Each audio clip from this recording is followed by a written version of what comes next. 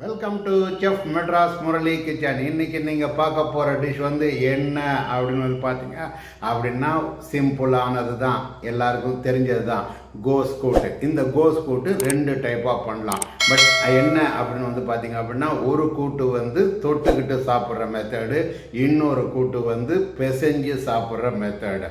தொட்டுக்கிட்டு சாப்பிட்றதுக்கும் பிசைஞ்சு சாப்பிட்றதுக்கும் வித்தியாசங்கள் நிறையா இருக்குது. அதை நம்ம வீடியோலேயே நான் சொல்லி கொடுத்துருக்கேன். ஸோ இந்த வீடியோவை ஸ்கிப் பண்ணாமல் நீங்கள் பாருங்கள். அதோடு இல்லாமல் செஃப் மெட்ராஸ் முரளி சேனலை இன்னும் யார் சப்ஸ்கிரைப் பண்ணலையோ அவங்கெல்லாம் சப்ஸ்கிரைப் பண்ணுங்கள். குறிப்பாக பக்கத்தில் உள்ள பெல் பட்டனை ப்ரெஸ் பண்ண மறந்துடாதீங்க. அப்போ தான் நான் போடக்கூடிய வீடியோஸ் அனைத்தும் உங்களுக்கு வந்து சேரும் அப்படின்னு சொல்லிட்டு இப்போ வீடியோக்குள்ளே போகலாமா? என்னென்ன பொருளுங்கிறத பார்க்கலாமா?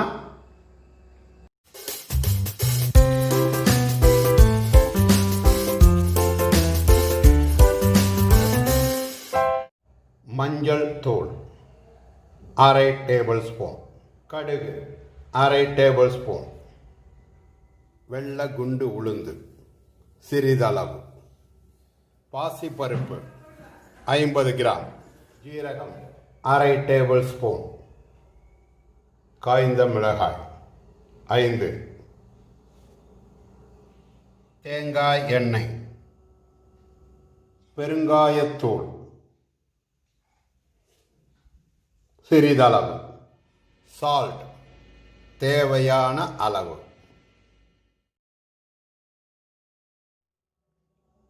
தேங்காய் பத்தை சிறிதளவு, கருவேப்பிலை சிறிதளவு. இப்போது இந்த பாசிப்பருப்பை நான் என்ன பண்ணியிருக்கேன், திரியாக வேக வச்சு வச்சுருக்கேன். இதை வந்து கூட்டில் நம்ம ஆட் பண்ண போகிறோம். அதையும் உங்களுக்கு நான் காட்டுறேன். இப்போது இந்த பாத்திரம் வச்சுருக்கோம் இல்லையா, இந்த பாத்திரத்தில் நீங்கள் என்ன பண்ணணும், ஃபஸ்ட்டு வெட்டி வச்ச கோஸை நீங்கள் ஆட் பண்ணிக்கோங்க. ஃபஸ்ட்டு இந்த கோஸை வந்து நீங்கள் இதை மாதிரி நல்லா நைஸாக வெட்டிக்கங்க. அதை பாருங்கள், நல்லா நைஸாக வெட்டிக்கிட்டு இந்த கோஸ் கூட்டு வந்து 2 டைப்பாக பண்ணலாம். ஒன்று வந்து சாதத்துக்கு தொட்டுக்கிறதுக்கு, அதாவது சாதத்துக்கு தொட்டுக்கிறது அப்படின்னா தொகையல் இதெல்லாம் பண்ணி சாப்பிடும்போது தொட்டுக்கிற மெத்தடு வேறு, கோஸ் கூட்டை போட்டு பிசைஞ்சு சாப்பிட்ற மெத்தடு வேறு. ஸோ 2 விதமாக கூட்டை செய்யலாம். ஸோ இப்போ நம்ம வந்து பிசைஞ்சு சாப்பிட்ற மாதிரி உள்ள கூட்டை செய்ய போகிறோம். அதுக்கு கோஸை இப்படி வெட்டி வச்சுருக்கேன். வெட்டி வச்ச பிறகு நீங்கள் என்ன பண்ணுங்கள், இதில் கோஸ் வேகிற அளவுக்கு கொஞ்சம் தண்ணி வைங்க. ரொம்ப தண்ணி வேண்டாம், கொஞ்சம் நார்மலாக கோஸ் வந்து வேகிற அளவுக்கு இருந்தால் போதும். இப்போ இது வேகட்டும், காட்டுறேன் உங்களுக்கு.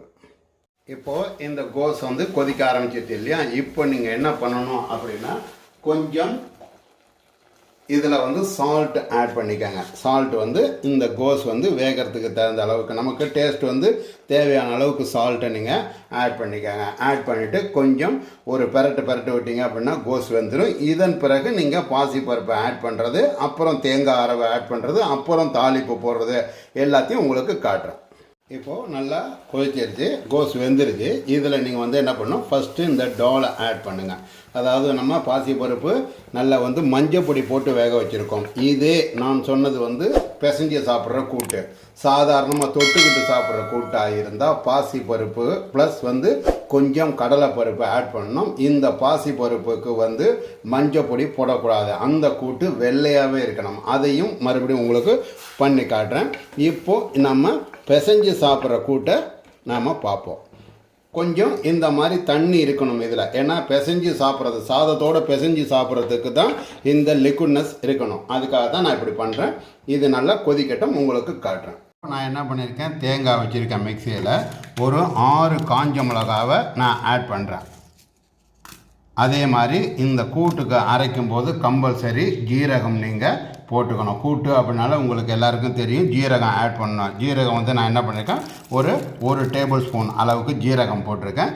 இது எல்லாத்தையும் போட்டு அரைச்சிட்டு கூட்டில் நம்ம ஆட் பண்ணுறதையும் உங்களுக்கு நான் காட்டுறேன். தண்ணி ஊற்றி அரைச்சிக்காங்க.